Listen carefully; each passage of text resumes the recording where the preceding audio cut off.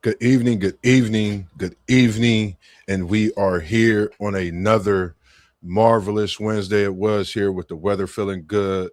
And I am here with my man coming all the way from South Bend, bending air as usual, all the way from where the Hoosiers, national champs, won in the backyard on the other side of town of his Notre Dame Fighting Irish.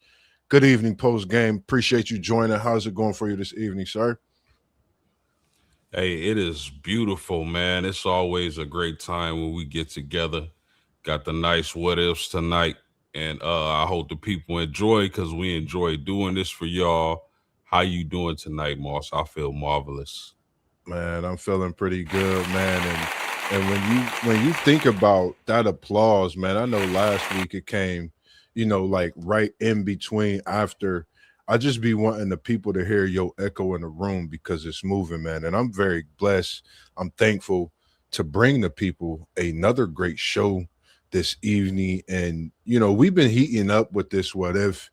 And when it comes to the sports world, we know it's so much out there to talk about when you talk about what ifs, but we really like to dive in and have our little talks to give us things to really talk about more. And we appreciate everyone tuning in this evening, tuning in tonight as well, taking time out of your evening, whether you with your family or you just chilling, doing what you do, and tuning in with the guys here, WTP Sports Dudes, myself, MossBurgh, and post game as well. And we appreciate you tuning in and being here this evening. Official Doe, shout out to Grow Up Clothing Brand as well. And the first question on the slate, I think for me, one of the greatest. And before I get to that, man, shout out to Papa Whitmore in the building. My guy, MossBurgh, my guy, Mr. Whitmore in the building. We appreciate you birthing a legend and your son, young post, and as he say, mid post, low post, mid post, high post game sports, and you was able to give us this great gentleman to be able to be here tonight and throughout the week and since the first time meeting. So appreciate you being here this evening, and my son post MFing game. We appreciate you, and the support is always here. Mr. Whitmore as well, straight from C Bus, Mossberg in the building. And the first thing, and I think this is one post, I think this Oh, is going to have the people shaking. Go ahead. I'm be- sorry. before you get to that, man, I just want to say, man, shout out to Pop, man.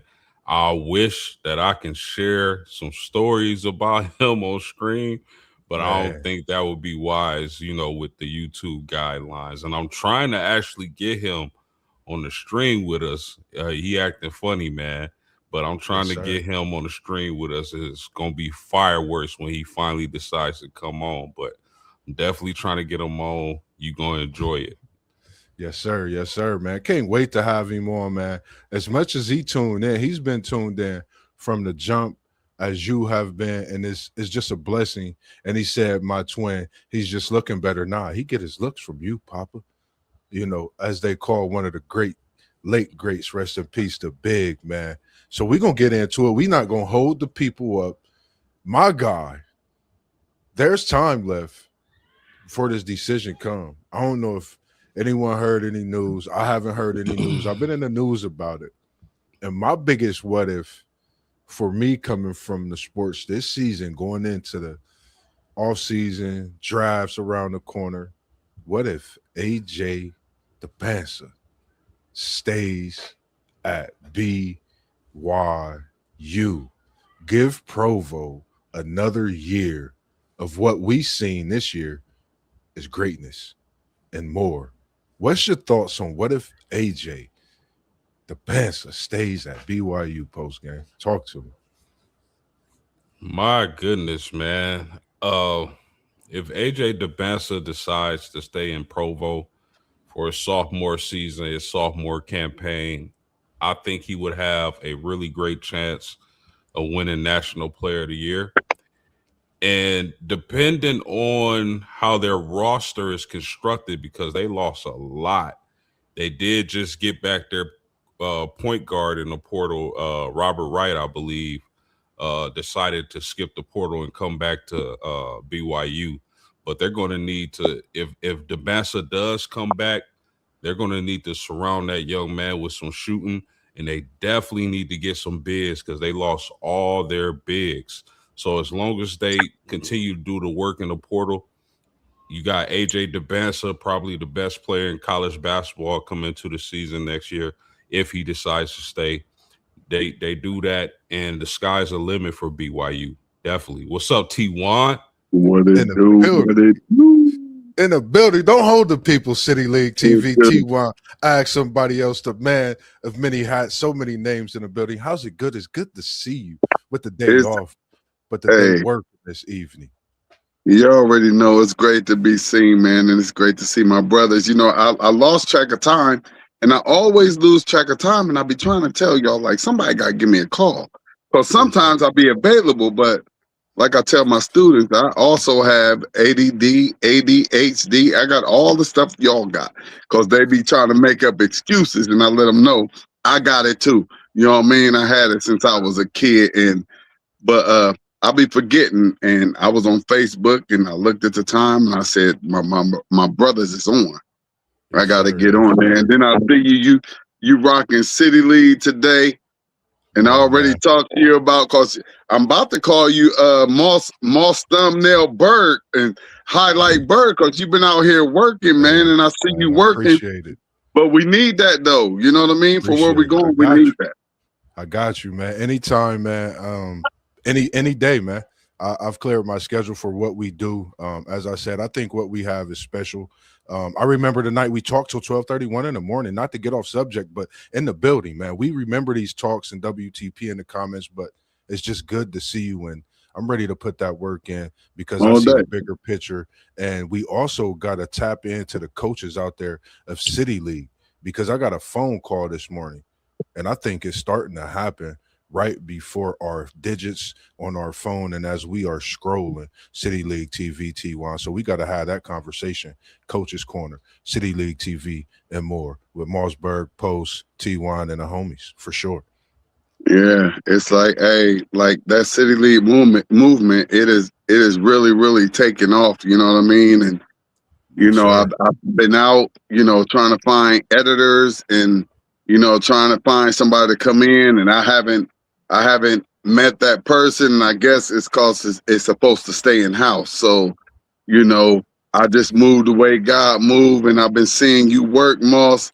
And Appreciate it. like I said in the text, man, like the podcast gonna get started before the football season, and we're gonna get out there during the football season and get to every team and Sure. talk to every coach and get ready to lay this hammer down like it's got set up to be and do.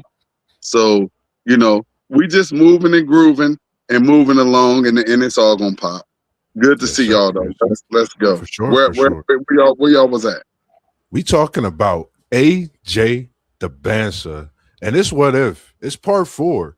And we've been talking about some good stuff. Why not talk about what if AJ Dabansa stays at BYU? I think we cooking with fish grease because we know his pops, as we see Mr. Whitmore in the conversation in the chat. We know what parents do and how they are about athletes and their well-being and education. And we see he have a great upbringing, and that's been a talk, his education being first over his basketball career.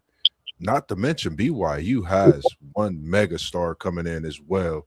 After they just got BYU AJ Dabansa #1, they have a #6 coming in this coming year as well. They have money. That's because they have money. If you want to talk about what they have money, and apparently they're ready to spend it. And one thing that I've been talking about since they started this NIL thing was, why rush off to the NBA or the NFL or whatever or whatnot? Why rush off? Enjoy your life as a teenager and going into your early 20s. Enjoy your life. They're giving you a bag, get your degree, and then go off and do whatever it is you're supposed to be doing. But get you an insurance policy just in case you get hurt. doing what you're supposed to be doing. But like a cat like AJ, your insurance policy is great. They already know what your potential is and the amount of money that you can make. So I really wish that these young men and women, well, the women can't go, but I wish these young men would stop going with eligibility left when they're allowed to make money. Make your money, get your degree, and then go. Enjoy these years because you'll never get them back. Yes, sir. I totally agree. For me, I think I of course, being a BYU fan, some of it might be a little biased. Would love for him to come back and get his education. Of course, I would want to see him go pro. But I think overall, I want to see him come back. I've watched his story. I love what his parents are molding him to be. They're molding him to be that young man, like you speak on T1 City League. And I think that's something. I think if we have, like you say, and we've talked about that athlete that stays 4 years or be loyal to a university after they put so much into them, that could be something special building, and we never know what that could start in the years to come. We could wait and see athletes develop for the better version of them after those few years instead of going through that turmoil early in their career. Any other thoughts on this one post game? No, I mean, you guys make great points, and I do agree with T1 that, nowadays with the bag these players are getting, it's like, what's the rush? But, fellas, when you projected numero uno overall, man. Yeah, right. That's when that post game. That's when that stuff gets thrown out the window. I don't care if it's number 1, 2, 3, 4, 5. It could be 6, 7, 8, or 9 or 10. But we want them to get their education. But if you like number 1 or 2 or something, like, you better already have a bag and have mom and pops there and everything is great. And that's what I say about the education. But if you're number 1, there's nothing else for you to do on that level except for go and win a national championship for your university.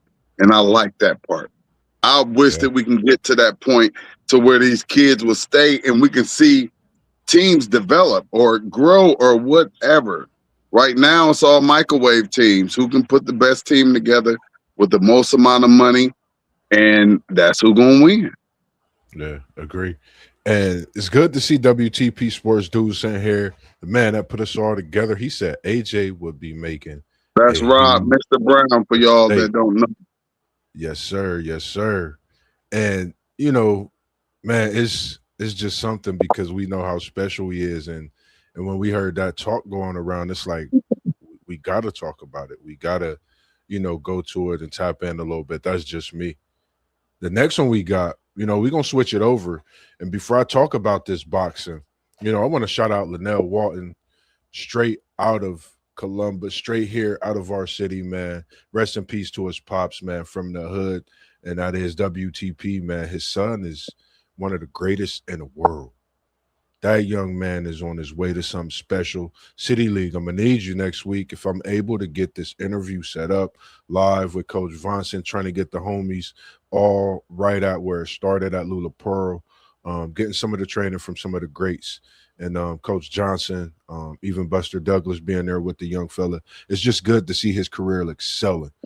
Somebody from our own backyard, their son being able to hold that torch and be a great at what he do.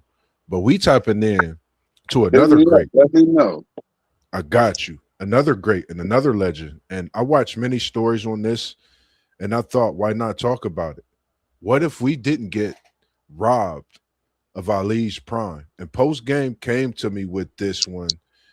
And, I watched the story so many times, and I was like, we got to talk about it. I think it's the best thing since sliced bread to talk about it. I haven't really heard it talked about much myself. But what do you guys think? And I'm going to start with you, T1. What if we didn't get robbed of Ali's prime? We would have just saw some more greatness, man. Ali was like one of the first, just one of the greatest sports entertainers of all time. And you have to throw that entertainment in there. And since he had the skills and the talent to box as well as he did, I mean, that just made it even better. And I'm one of them conspiracy theorists to where I feel like they did something to Mr. Ali, and because they did something to him in his prime, and that's what we're talking about right now. About what if that wouldn't have happened? You know, he didn't want to go fight in some type of war that had absolutely nothing to do with him, nor his profession, and you know, that point killed his career. It didn't really kill it, but it set it back and didn't put him at the level to where he could have been because he was also an activist, you know, which, you know, we need those nowadays. And if they wouldn't have killed that, you know, there's no telling. And I believe he probably would still be alive if they wouldn't have, you know, did whatever it was that they did. Which was, first of all, just setting him back for not going and fighting in a war that he didn't believe in. Yeah, agree. What's your thoughts on this one, Post Game? 100%. This is one of the things, like, when I was younger, it pissed me off. You know, this is one of the sports topics that pissed me off when I was younger. Because I feel like had he not been robbed of those 3.5 years where he rode the bench, he go from the biggest athlete, the biggest star in the world, to, you know, sitting out 3.5 years. What we saw was when he got back in the ring, first of all, this is a heavyweight that's moving like he's 150 pounds. Float like a butterfly, sting like a bee. Rumble, young man, rumble. Right. So when he got back, he couldn't move his feet like he used to do. He wasn't as light. He wasn't as quick. And I personally felt like his big advantage fighting at heavyweight was his quickness, his foot speed, right? Yeah. That was gone. That was gone when he got back. He was a totally different fighter. So if you telling me he never takes those 3.5 years off, I don't know if he loses up until he gets to the latter part of his boxing career. Like the first fight with Smoking Joe, I don't think he loses that. So you talk about greatness, this guy would have reigned for even longer had he stayed active, he stayed boxing. His quickness wouldn't have left as quick because he's in the gym, he's fighting. So there's that. So if Muhammad Ali doesn't take those 3.5 years off, man, we see a whole nother level of greatness in heavyweight boxing, fellas. Yeah, I agree. Yeah, man. It's crazy because the way you feel, Post, I felt the same way when I first, you know, watched the story. And I was a big Malcolm X fan, you know, so seeing, you know, Ali at that time, what he went through, like you said, like T1 said, you talking about float like a butterfly, sting like a bee, 150, and him being a heavyweight.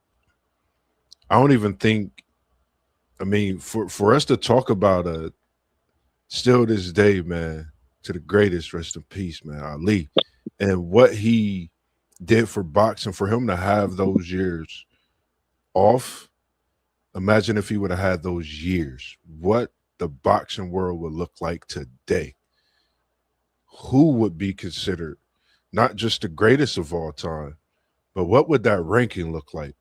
You know, you got Ali, you got so many other greats in that time, you know, to where we still talk about Ali, and he got robbed of 3 years of when he was moving into his prime. So it was just a great thing, you know, to be blessed with what we were able to see. But then again, what we couldn't see was the biggest thing, I feel like, when it come to thinking about Ali, his boxing career, and what he was to the boxing world and to the world itself, you know, so much more. And we got one for you since we got Parlay Poe. We appreciate you tuning in, Parlay Poe, as well. And we're going to come your way right now. We coming right but hold up, though, Moss. Hold up, though, Moss. Any other thoughts? Ali, real quick before we go, here's the real thing, though. it became bigger than boxing because Ali was educated. You know what I mean? Educated within life and about life.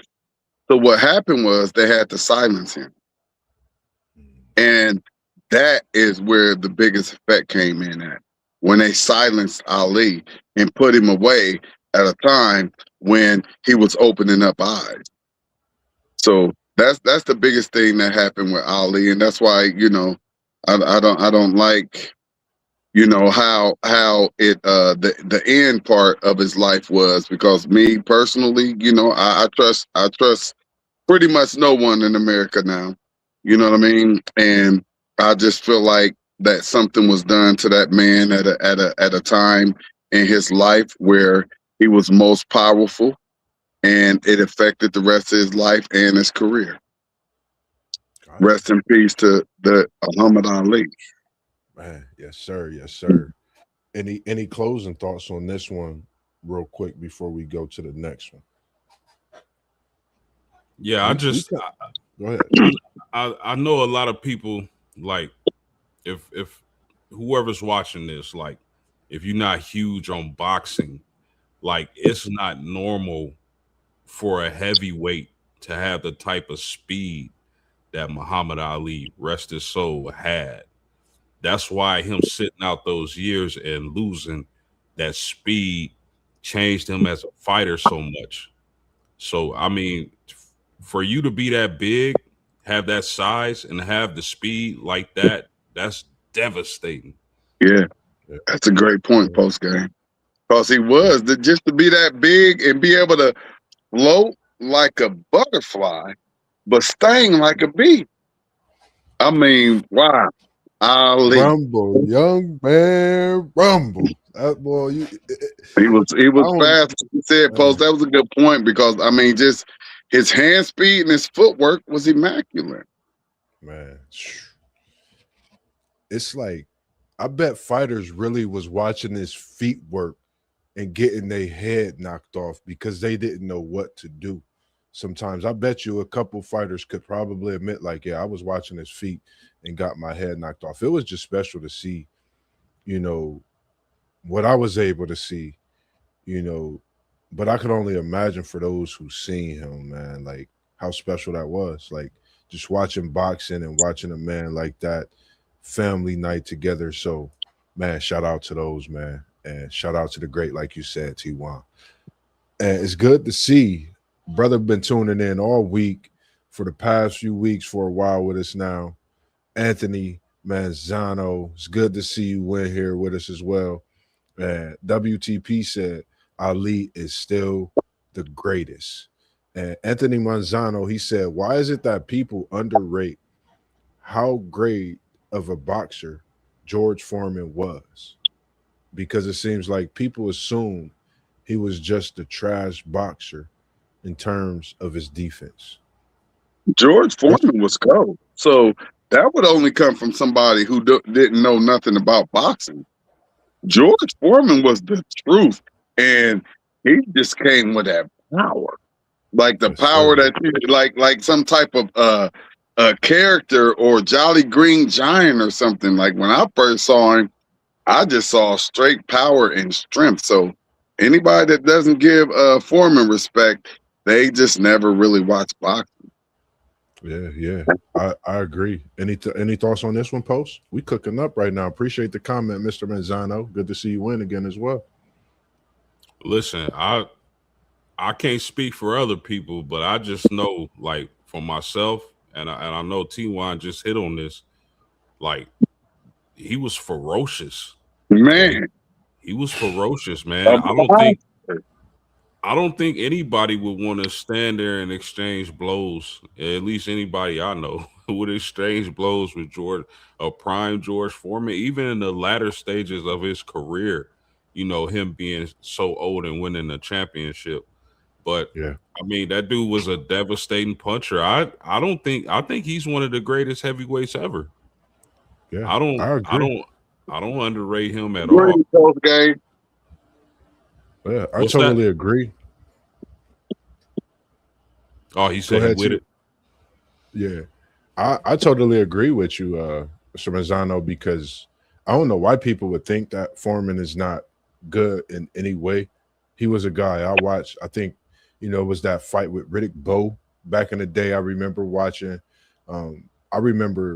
quite a few George Foreman fights, man. And when you talking about George Foreman, just think of seeing a guy that size, some say undersized and whatnot, slow, no defense. You could say Charles Barkley and George Foreman, two in their sport that everyone feared. You're not gonna get on that court and say nothing disrespectful to Chuck. You're not gonna get in that ring and not get hit by with a left hook or a right hook by Foreman. That's just it. So I see the next comment and he said, "No, this is coming from boxing fans, hardcore ones at that." Everybody has their own opinion. But for us, we like what George was doing in that ring. And don't forget, many that might say this definitely use that Foreman grill, made them some burgers in the summertime, even if the winter, if they get down like me and my family. But, that's topic for another day, man, that Foreman grill. Can't mention Foreman without the grill. Let me remind people, like when it was announced Ali and Foreman were going to fight, people were scared for Ali's life going Yeah. against George Foreman. Right. Yeah. Because he hit so hard. Like, I got Foreman, like, definitely for me, like we say, everybody have their own opinion. But, like, my top three, like, for real, is Ali, Tyson, and Foreman. And, I rock with that top three against anybody because you're going to get power, you're going to get footwork, and then you're going to get a sledgehammer. And then another sledgehammer. And he underrated. And I think Foreman's underrated. And of course, we might have seen the defense that people say, but I think he's an underrated fighter. I couldn't even really see the flaw as much as everybody would say with the defense, if that makes sense, because of how great of a fighter he was. That's just my opinion. And Anthony Manzano came in with another comment as well. Appreciate these comments as well. And he said, and I think that line of thinking comes from because they're comparing him to Smoke and Joe and Muhammad, who were elite boxers in terms of their footwork. Got a great point. Definitely I like got that, a great point but there. I will say this for anybody who doesn't know who George Foreman is. I would like to know, outside of Tyson and Ali, like, who would you put ahead of George Foreman in his prime that would want to go up against George Foreman in his prime? Man. For any viewers out there that are not George Foreman believers and think that he may not be in the top five, who y'all think who y'all gonna put above him outside of Tyson and Ali in his prime, that he wouldn't go in there and catch him with one of them haymakers that he brought back from Mississippi and he'd be connected with you? You about to go see Jesus. Yes, sir. Yes, sir. And another one, he said, it's hilarious. You should bring that up. My generation says Tyson Fury will dominate George. We going Anthony Mazzano, definitely tap into the WTPSportsDudes.com. Send us an email. Unc is in the chat. Definitely send him an email. We could get you on the show. We could set something up because we got some boxing shows that we definitely want to attack with more talks as well. And Unc, we appreciate you tuning in this evening as well through your busy schedule. And he said he probably definitely outside of most people's top 5 to 10. Man, but Fury, he bullied people because he was so big. You know what I mean? Mm-hmm. Like, what nobody gonna bully George Foreman? I'm sorry. You're not going to bully him, and if you get caught slipping, you're going night-night. And he knew how to play defense. He can get up in there and rock with you and cover himself. That's the part of boxing that people don't think about, is the defensive part. Like that gypsy genie, whatever they call him or whatnot, he's mainly offensive. You got to think about that defensive part of the game. And them old school cats knew how to cover themselves up and defend and wait and wait for that shot and lay you. And that's a great point. Let me add this too, man. Fury lacks punching power. Mm, Fury talk that. lacks punching power, man. I think a Talk. more comparable heavyweight would be maybe a Lennox Lewis. Lennox Lewis was bad. Yeah, he was bad, but I'm taking Prime George all day. Prime George gonna put Lennox down. Oh yeah, I'll take Prime George, but I think he would be a better. Lennox was cold though. He But would, I feel you. yeah, I get what you're saying completely. Because Lennox was a great heavyweight fighter, and Yeah, you can't yeah. put nothing past him. He was a great heavyweight fighter, regardless of who he went in there in the ring with. He was going to perform, and you was going to be happy with the outcome and his performance. So I'm rocking with that. I agree. I agree. And we appreciate everyone tuning in this evening, rocking with the guys here at WTP Sports Dudes, post game, MossBurgh, City League TV. And we see you in the building, Parlay Poe. And we're going to say rest in peace to one of the GOATs of your team, that Go Blue, that Michigan squad. And I was thinking about it. There was a lot of thoughts in the chat. What if Roy Tarpley? And I put the question mark because there's so many things, so many talks. I like respectively talking about someone, understanding, we have our opinions and things, but rest in peace to a great, in my opinion. I really looked at Tarpley, seen everything and looked at so much. I just say, man, I wish I would have been able to see him up close with my own eyes. And I think this is a great that will always be etched in Michigan history forever. What's y'all's thoughts on Roy Tarpley? And the thoughts and the talks was, what if he didn't have these issues with the drugs and things like that? So, I kind of leave that out the window. But what's your thoughts when we talk about Roy Tarpley, that great big man at Michigan? I just like to give big props to Tarpley and what he did for the game of basketball. Great player. Not an all-time great, but we know about him because we know his name because he went in and put in the work. So, RIP, condolences to the family and everything. And, appreciate everything that he gave to the game. Like everybody that go out there and play, they get their all. And that's one of the players that gave their all and they put in work and gave cats buckets. Yes, yes, yes. What's your thoughts on this one post game? yeah. I mean, I echo what he said, man. Rest in peace to him. This guy was a 6'11", what 230, 230-pound power forward. Did great things at the University of Michigan. Got a Big Ten championship. I believe he was Player of the Year. Double machine, man. Double machine, and just couldn't overcome the demons. To stay in the NBA and compete against the power forwards of that time. You think about a young Charles Barkley, a young Karl Malone. I think he would have been right there. First team All NBA rookie, or yeah, first team All rookie team. So I would imagine had he got himself together, and I wish he would have. He would have been right there with those guys. I agree. And, for me, I agree with what both of you said. The double machine, like you said, the big man and what he did at Michigan, T1. Because when I seen him, I was like, wow, you go from 5 points a game as a freshman, and at a senior, you averaging 20, rebounding off the charts. And like you said, Post, it's tough when you had different demons inside of you. And, well wishes to the family, because I'm not trying to say anything negative. We not trying to say anything negative. It's just good to see some of the great history that we actually blessed that, for me, I wasn't able to see.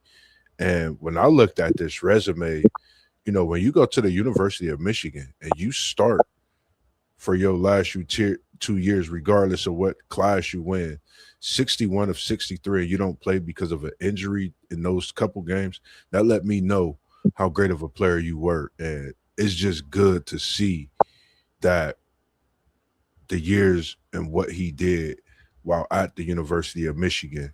So for me, it was just something special, and watching what he did. And WTP chimed in with us this evening as he's been watching throughout the show.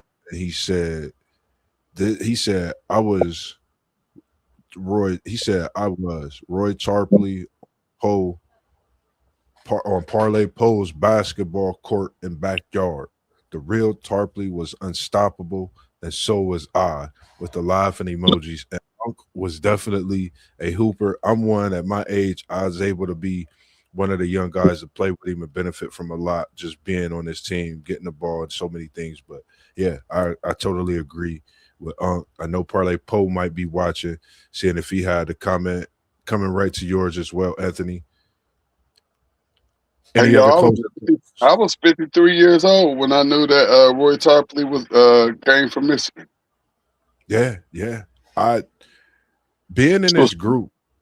Nah, go ahead. Go ahead. My bad. My bad. no, I said that's what's up. I ain't know where I knew of him in the NFL.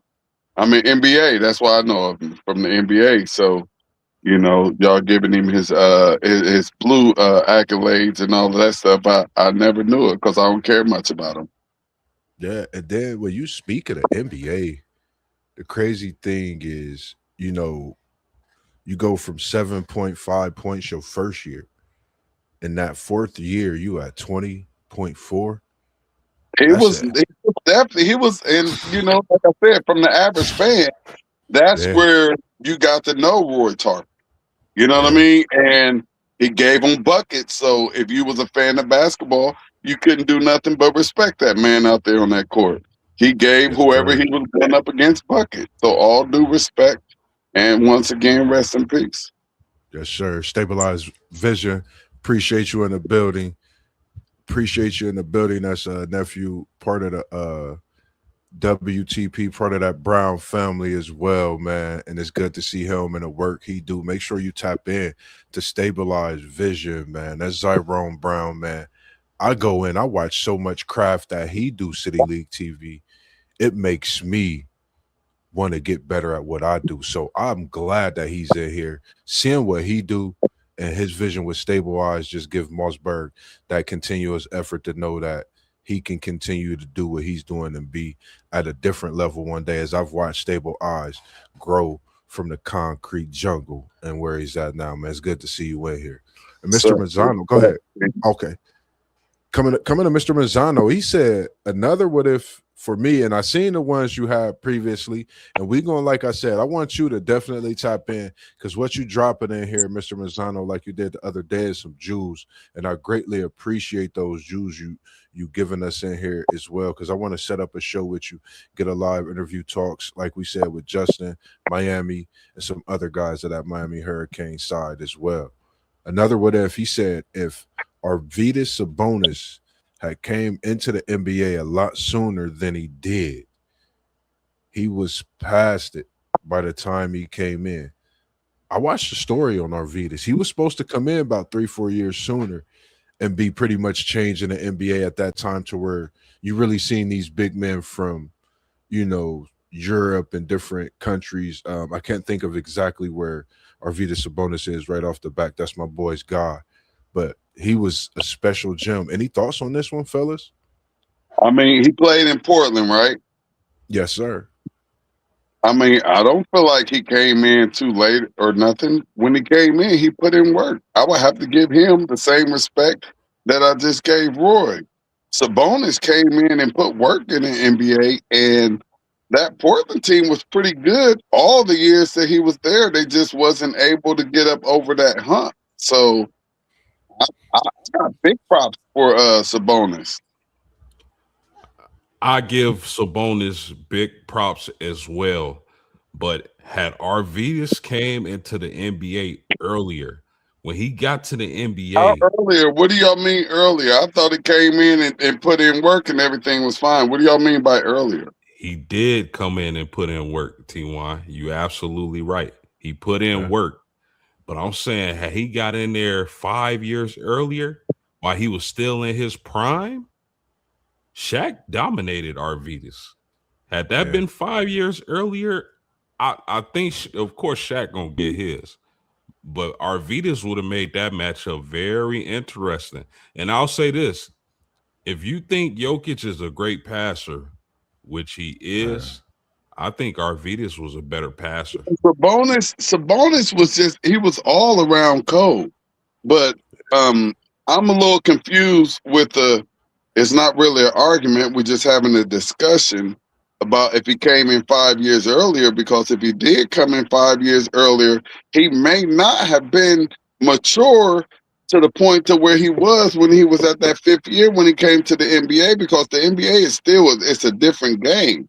So, and then with him coming in and dominating like that, I just will have to say that, we all gonna say you never know, because he may have came in too early and wasn't able to develop more and get past the ceiling where he was at.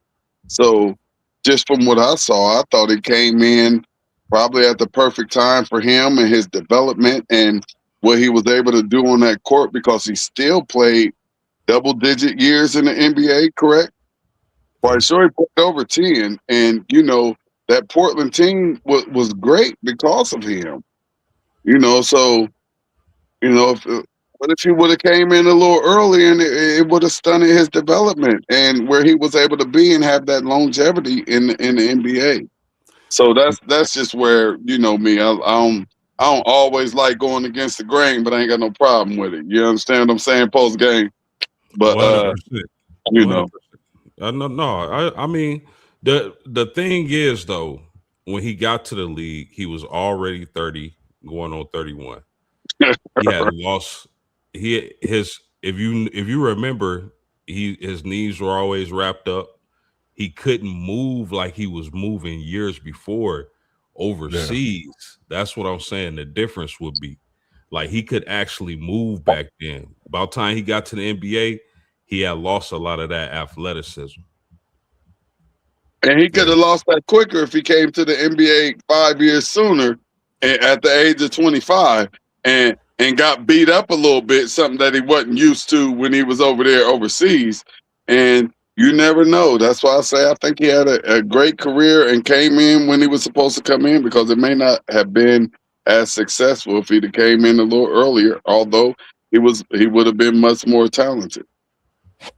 Yeah, I agree. I like that one. And it was great. Just I like that one too. Definitely, man. And we gonna keep it cooking, man. We got some good ones up here, and I was trying to throw one in for everybody. I don't think I got yours in on the chat, T1. I'm glad you were here, because you might be able to cook with some fish grease for a couple minutes on this one, because I'm gonna come at you with one here in a few. But I'm coming at WTP Sports Dudes. What if Colt McCoy didn't get hurt in 2009, Texas versus Alabama? Look at you, Unc. I know you ready to cook with fish grease on this one, because y'all got them horns here in some months. Y'all already prepping over there at the shoot for it. I hope you ain't fall asleep on us talking about these horns. I'm asleep. What's your I don't know what happened, but I'm asleep. I don't know what just happened. Colt McCoy, Texas, 2020, 2026. I don't know what just happened right now. I think we just got I don't know what just happened to our podcast right now. It's some more into this one, because for me, it's been some time. We said, what if Colt McCoy? Like that's where we got to get together. And right here, I'm throwing that question up out of here. That question ain't hitting this podcast. You know why it's going to hit this podcast? Because it's MossBurgh. And this literally changed Texas and their program. You got to think, when Texas lost this game, who got their first national championship? Saban.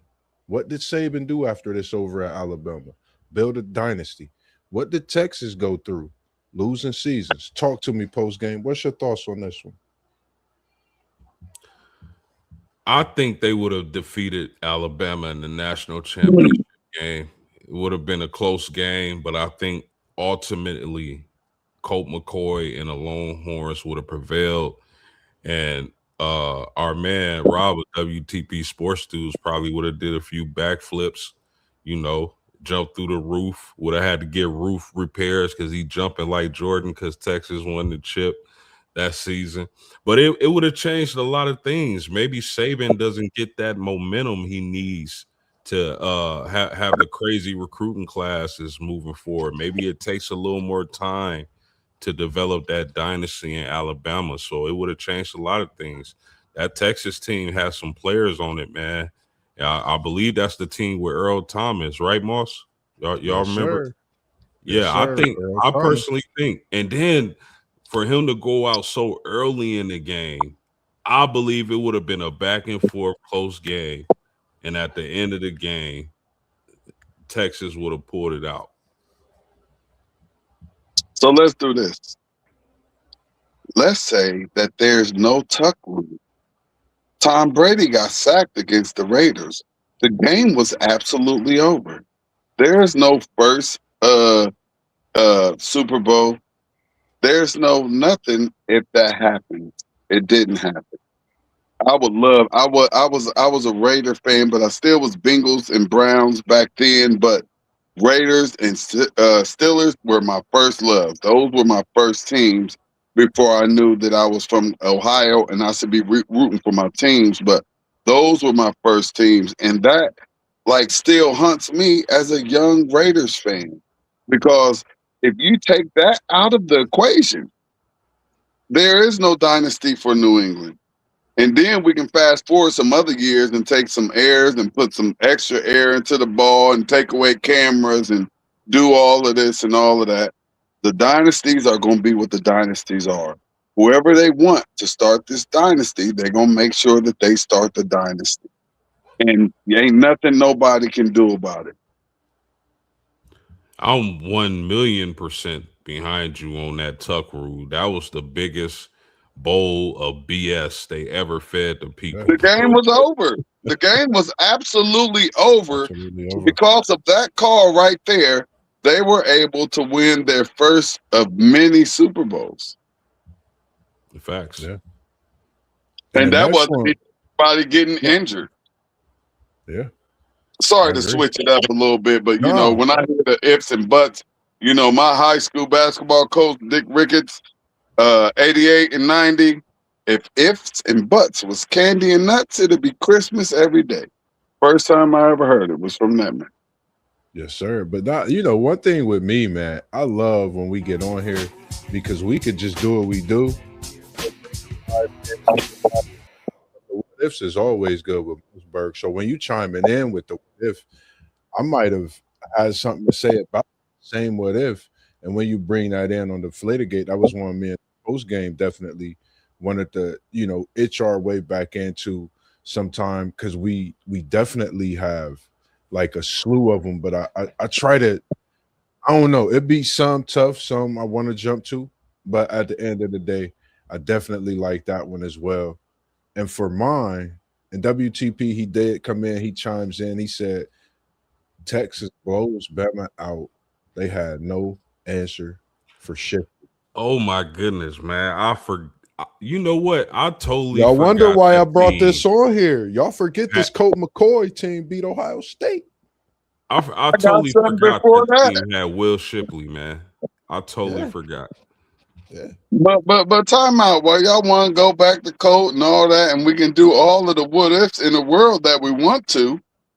So everybody want to forget just a few years ago, there was a play that happened in the end zone in that Ohio State and Georgia game when it was clearly a personal foul, and that defensive player from Georgia should have been thrown out the game, and Ohio State would have had the ball at about the 1 yard line. Like, we don't want to talk about no ifs and ands and buts where that was supposed to be Ryan Day's first national championship. Y'all better stop it. And everybody watched the game. Everybody saw Jeremiah Smith get absolutely clobbered in a defensive position. The commentator said, yep, he's out of there. It's going down. But since the almighty ones of the sports world said we're not going to do it, and this wasn't even an injury, and y'all going to bring an injury in front of Mr. Columbus, Mr. Buckeye, Mr. OH to the I to the Izzo, and y'all want to talk about some Texas dude that was hurt? And we got our player knocked out the game. And if you do that, we up like 24 points, and there's absolutely no way for you to come back. Y'all better stop it. Don't start with me. I've been chilling. We've been talking about boxing. We've been chilling. We've been talking about BYU. So we've been chilling. And y'all don't get me started, man. When it comes to this Texas and Colt McCoy, listen to me real quick. They not only was 16-21 after this, they're just now getting their feet back under a whole new head coach, Sark. This is years later. This is over 15 years later that a team is just now getting themselves back in position. You know, Charlie Strong couldn't do it. Nothing against the people they brought in, but you seen the domino effect. Like you said, Saban went and built a dynasty during that time. So you got to think when you play Alabama, they're going to add its smoke. Who built it, or did they build it? He built it with the players that he brought in, and the players bought into what Nick Saban, you know, was doing at Alabama. I think, you know, that's just my opinion. I think he built something great. It was already what it was before he got there. He watched and learned so much. So that's what I would say with that one for myself. Outside of that, I do have one for you, T1, but I'm gonna wait for a minute. I'm gonna wait for 1 minute, and I'm gonna go to one. I'm a little heated right now, and I'm ready to get excited. What if for you, since we got the Buckeye in the building, and I'm gonna come to you last. What if Ohio State played Michigan in the COVID season? It's been on my mind. You know, I thought about it a lot. You know, I know we've talked about it. What if Ohio State played Michigan in the COVID season? It was talks they didn't have enough players, all these other things. What if they played them? There's a reason why Michigan didn't want to play, and it is what it is. And that's enough for real people to know and understand what really happened. Michigan said, "No, we're not going to do this," and that's what happened. And we didn't get to play the game. What's your thoughts on this one, folks? Just throwing that one in there real quick. Man, what if Ohio State and Michigan played that year? And mind you, Ryan Day said he was going to hang 100 on hairball. Oh, hairball. Because they was going. Hey, look, they was going to go. And look, it was like the beef was real, and he was like, "I'm gonna hang 100," and they bowed out like, "Nah, we sick." The dog ate our playbook. Unheard of. Ohio State, Michigan. I don't care if you got 11 walk-ons out there. You play that game. Stop playing around, man. Well, there you go. You heard it from the Big Ten guy himself. So there the next one. The next one, if I had, and you know, before we get out of here, this was the last one I have for such a slight short selection this week. Because I'm gonna switch it up a little bit next week, but this week just had a slight selection on a few. What if Drew Brees did not leave San Diego? What if he didn't leave San Diego to go to New Orleans? What's your thoughts on this one? I'm gonna come to you first, Post. What's your thoughts on this one? Drew Brees, San Diego, New Orleans. They probably still are the San Diego Chargers, for one, if Drew Brees doesn't leave. You think about LaDainian Tomlinson, Drew Brees, and Antonio Gates at tight end, along with the receivers they were able to draft that were really good. Their defense being solid. I believe that the San Diego Chargers, with a healthy Drew Brees, would have won a Super Bowl. One of the dumbest things ever was them letting Drew Brees get to New Orleans. Man, once again, y'all know me. Probably didn't see it at the beginning, but that San Diego squad, I mean, they were nice. Freak injury, send him to New Orleans. New Orleans get the hurricane. New Orleans get a Super Bowl. Drew Brees, 6 foot quarterback, gets a Super Bowl. I don't know why they do things the way they do it and how they do it, but I'll just be watching sports now. I'm chimed in. He said that it would have been the same. And I just, for me, I feel the same as far as in like just seeing him leave, you know, like you said, I don't think they would have changed their name if he stayed. They definitely still that same team. But I don't think they've gotten over that hump, really. If you think about it, New Orleans has gotten the Super Bowl. They've been in position, I would say, multiple times. San Diego have gotten the LA Chargers now have gotten these draft picks, have gotten Justin Herbert. I don't know if that's their, way of looking back on that. I have no idea. But I think, when you look at some of the moves that's made when it comes to one like this, whether it's an injury as well, even I think it can, change the alter, it could alter the organization, the team.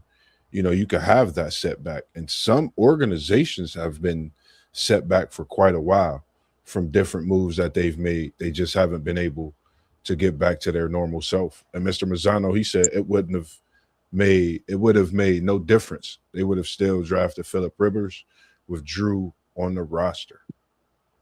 But that's what I was thinking. Like even when Drew left, they had Rivers come in, and they were still a functioning team. They wasn't a bottom dweller or anything like that. The Chargers were still a functioning team that was making it to the playoffs. And for real, at the end of the day, that's all the owners care about. They want to make that money. They want to make it to the playoffs, and I believe they know who winning the Super Bowl.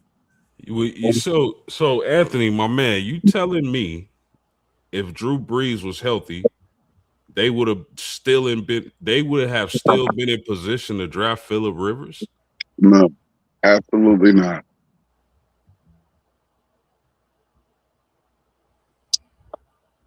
That would have been tough. I don't think that would have been any way, for them to make that drive at that point. And you could go ahead. We got Mr. Manzano. He said he got a what if for you for Ohio State, T1. We just waiting for him to get that what if real quick. But as you Come on with getting it. that in, we definitely appreciate everyone tuning in. My shout out to you guys, man. I appreciate y'all coming in, man, this evening.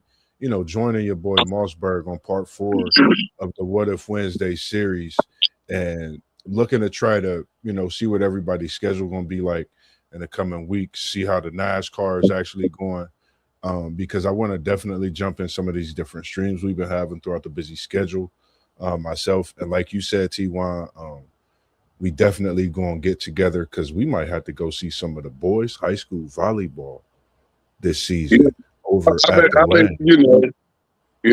my schedule is crazy, and I'm hoping that at the very least to be able to hopefully I'll get the championship information, and if I don't get to make it out, which I really would like to be able to make it out to, if not a couple of these games, but people don't know what it takes to get out here and be out here from August all the way to like March and burning up all of this gas and stuff and burning up all of this energy, man. Hey, that took a whole lot up out of me, man. Yes, sir, man. I definitely agree, man. Make sure y'all tune in, man. Y'all hit us, man. All the proceeds, man, to go to what we do and what we bring into you, the people, not just of our city, but all across the world. When it comes to those sports streams you seeing on City League TV, Level Up Sports Town, we're gonna be sending and working with some with post game. Hopefully, I could get there this summer, this spring into the summer, and be in Indiana this year, which we already been talking about as well. And T1, we coming straight at you. We talking about 2001 in the building. Hold on, T1. Let me drop a little ball That's when for my you real quick. son was born, man. That was a beautiful year, man. What y'all want to Mr. talk about? Mr. Mazzano, he said, what were they thinking when they called the abominable pass interference call? Miami Hurricanes versus Ohio State I Buckeyes. mean, they slowed it down. Just Miami just got excited. They slowed it down, and they showed the defender already had Gamble wrapped up before the ball was even anywhere in his vicinity to catch it. Miami just prematurely got excited, and I mean, it was a great game. But guess what happened after that? Miami had an opportunity to go and extend the overtime. That's what people, when they want to talk about it, they forget that part. Like, you had the same opportunity that we had. So we had the opportunity to extend overtime. We went and did that. You know what I mean? And then they gave them the opportunity to extend it in overtime, and they wasn't able to do it. Our defense stood tall, and there was nothing that they could do. Yeah, that's one for the ages, man. I Same can thing we did against Texas when it wasn't even overtime, but we were at it was a crucial moment in that game, and our defense stood up. It don't matter what you talk about, anything that went on or happened in a game. Do what you're supposed to do, and see what happens. And our defense stood strong, and we was able to get that national championship that everybody thought Miami was going to get. Everybody thought that this was the best college football team that anybody had ever seen.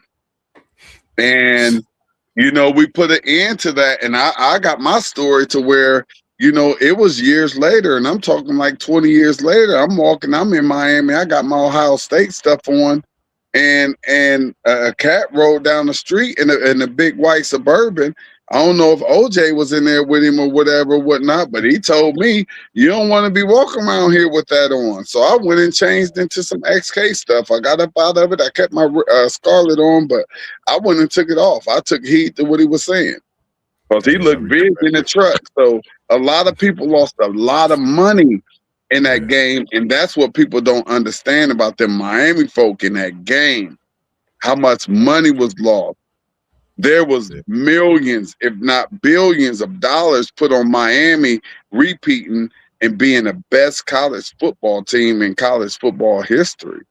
They Yeah. lost a lot of money and they were mad. And years later, I was told to take my stuff off, and I took it off because I was out of Ohio. I was in enemy territory. I went straight back to my Airbnb. I took it off, put me on some XK stuff, and went on about my business. They And they we got ask you they ask you to respect it or check it with T1. Hey, listen here. I ain't had no problems with it. I ain't had not one problem with it. And like I told you, dude, look, just the way the dude said it, and how he looked. It looked like everything was going in slow motion. You know what I mean? He driving down the street, dog. I'm walking. Me and my the current wife or girlfriend, whatever you want to call her, we walking down the street about to go get something to eat, and dude just like, yo, I don't know if you know where you at, but you might want to take that off. And I did not take more than 3 seconds to turn around and say, hey, babe, let's go back to this room. Let me get on up out of here, because I know they lost a lot of money with that. They lost so much money, it's not even funny, man. They're still sick to it to this day. And that win that they just got this year wasn't enough to soothe them, but it was enough to allow them to talk some smack and say we beat Ohio State. Yes, sir. Yes, sir. Anthony Mazzano, we see all the comments coming in. And like I said, man, the ones that you got, I'm actually in the works of making a what if, and I'm going with the what if injury, with the injury series of some of the injuries we had, because I know I've been mixing it up throughout the shows with different sports throughout the what if series this past 3-4 weeks now. And I definitely want to go into respecting those with the injuries, giving it a little feel before we go into that show, because we know some of those injuries derail people's careers. We know some of them are no longer with us. So just want to respect that show wholeheartedly, and how we go into handling and talking about that show. Outside of that, did anyone have anything else that they had to say before we get out of here this evening? Hey, I just want to give you and post game y'all's props. I'm like in and out. I'm a very busy man. Y'all already know I'm the man of many hats. I got a whole lot of jobs and stuff, and I have a whole lot of things Sure. going on. So I'm not on here as much as I would love to be, but I'm just loving all the setup. I'm loving all the setups. You got the headphones on, you crystal clear, background code. I see post game. He got the money microphone in there. He's sounding crystal clear. Everything looks good, and it looked like we on our way to doing what we're supposed to be doing, looking the way we're supposed to be looking, sounding the way we're supposed to be sounding, man. And I'm just excited about what the future holds for these WTP sports dudes and the whole family, man. And y'all looking good, man. Y'all looking good. Y'all sounding good. Yes, sir, man. Appreciate it. Mr. Mazzano, he said, we will be doing a NFL. I was about to get to you, man. This weekend, appreciate you post game. We got that NFL draft stream coming to you live, 9 a.m. When I say you need to have your coffee at 8:30, you need to have it brewing at 8:15. You need to have your setup going because we coming to you live at 9 a.m. Saturday. As for MossBurgh, I'm gonna jump in and out the stream that day. I might have to mute my mic and go live from KT's Eats because we're gonna be cooking up this weekend, another good weekend with what we've been doing with KT's Good Eats, man. And we appreciate everything you bring to the show and do for us as well as everybody else, man. You see all the names at the bottom. T1, as SEC Sean did yesterday, man. I like the way he gave everybody that open mic before we got out of here. So as we do and make things better by, diving in, you get better by doing things that you see could to make it better, man. I'm gonna give you the floor. I'm gonna give Post the floor, and then I'm gonna say a few things, and we're gonna get up out of here for the evening, man. And we appreciate everybody tuning in and staying with us this evening. I'm gonna start with you, Post. Anything you want to tell the people? I know tomorrow is Thursday evening. Yeah, tomorrow, Thursday evening, 7:45, same place, same times. We playing Respect It or Check It. Make sure y'all here. Y'all don't want to miss it. Salute the T1. I appreciate those words, man. You the seasoning to the noodle packet, man. So we would love to have you back on as much as possible. We know you busy. To Anthony Mazzano, we really appreciate you. But I would ask what would have happened if Salvador Lopez didn't die. I think he would be just as great of a boxer. But other than that, man, my man MossBurgh, I appreciate you like always. Great show. Keep grinding, my man. Appreciate it. Hey, we just gonna keep on doing what we do. Y'all see everything that's strolling down at the bottom. And I don't know why they ain't fixed it yet, but City League TV is also on YouTube, just like all of our other platforms. But we're not so much concerned with that just yet. But we will be getting this thing kicked off before the start of the new school year with bigger and better live action highlight clips, stats, and all of them great things, man. So just follow everybody down there at the bottom and continue to support us and show us love. Yes, sir, man. As he said, man, appreciate the words, man.